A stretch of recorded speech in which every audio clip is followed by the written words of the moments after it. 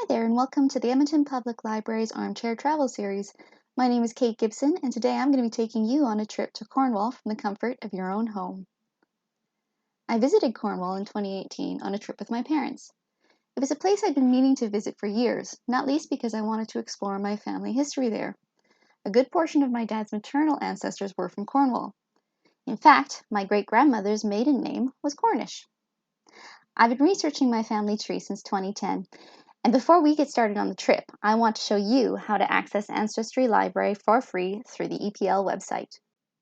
Visit our website at epl.ca and click on Digital Content, then Genealogy and History. The link to Ancestry is right at the top of the page. You'll need to log in with your library card and password. If you don't have a library card and you live in Edmonton, you can register online. Once you've logged in, you'll be taken to the Ancestry homepage. From here, you can start searching for your ancestors. Ancestry has a large collection, but I do want to point out that it's not exhaustive. It is more for some countries than others. I'm not going to go over how to use Ancestry right now, as that could fill several webinars in its own right. There's lots of resources online to help you get started on your genealogical journey. I met my parents in Vancouver, and we flew directly to London. We then hopped straight on a train to Salisbury, where we spent a few days exploring, before renting a car and driving all the way out to Mousel. And yes, that's pronounced Mousel.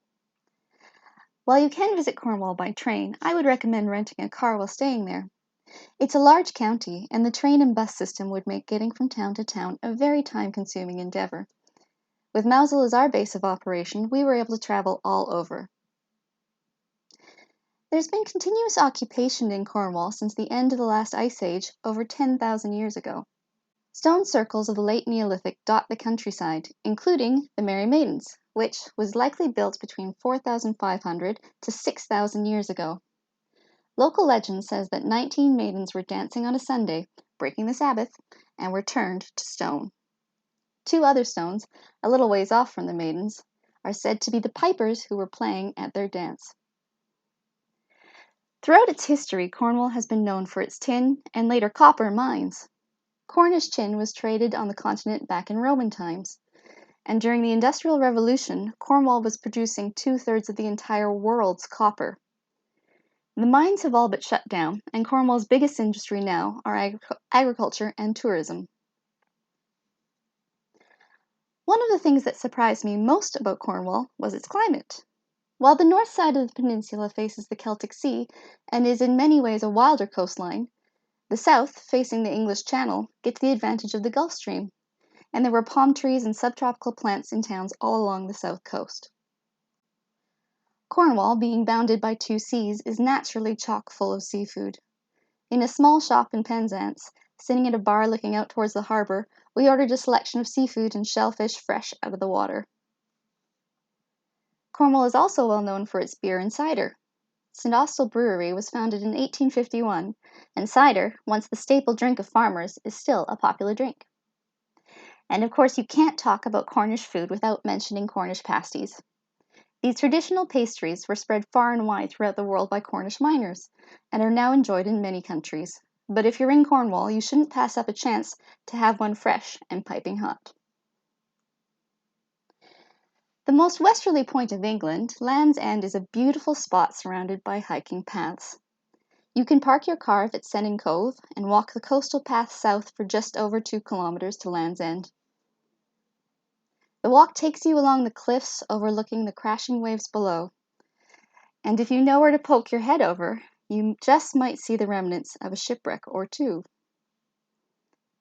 Once you're at Land's End, you can take a picture of one of the most famous directional signs, or head out on a trek to John O'Groats in northern Scotland, a trip of 1,349 kilometers that many walk or ride for charity each year. We didn't spend as much time on the north coast as we did the south, but I do recommend making time for it if you can. St. Ives is a picturesque seaside town complete with narrow cobbled streets and soft sandy beaches. And further north of the coast you can visit Tintagel, the supposed birthplace of King Arthur, and home to the spectacular ruins of a medieval castle.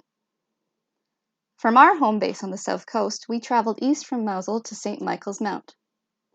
One of 43 unbridged tidal islands in England, it's accessible by foot during low tide.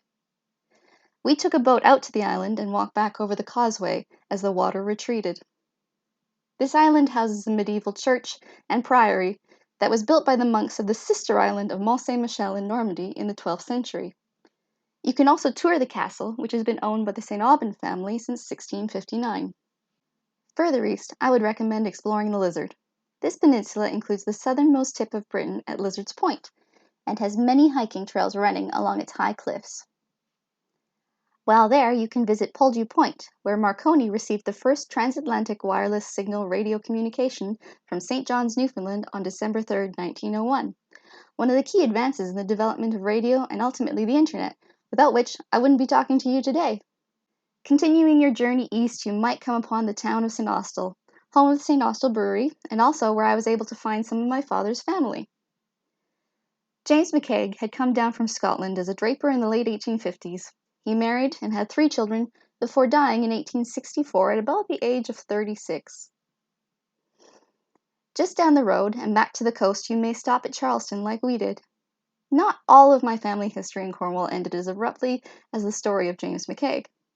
His daughter Minnie was married in 1885 to Charles Cornish at the church in Charleston. A few months later, they boarded a ship and sailed to Canada, traversing the entire country to end up in Vancouver. Charleston is a lovely village. It boasts a pristine Georgian harbor that is still a working harbor to this day. Tall ships are often seen at port, and if you're thinking Charleston looks a little familiar to you, it may be because it was used extensively in the filming of the recent TV series Poldark. That's all we have time for today. Thank you for joining me on this brief trip around Cornwall. There is so much more to see and discover there, but I hope this video gave you a taste for the county. For more videos and resources to help you travel the world from your own armchair, visit our website at www.epl.ca. Until next time, stay safe and have fun exploring. Summer Starts at EPL is coming! All throughout summer, kids will read, participate in fun activities, and win prizes. But don't feel left out, grown-ups. We have a summer reading program for you, too. Summer Reads is our adult version, and there's something for readers of all ages this summer at EPL.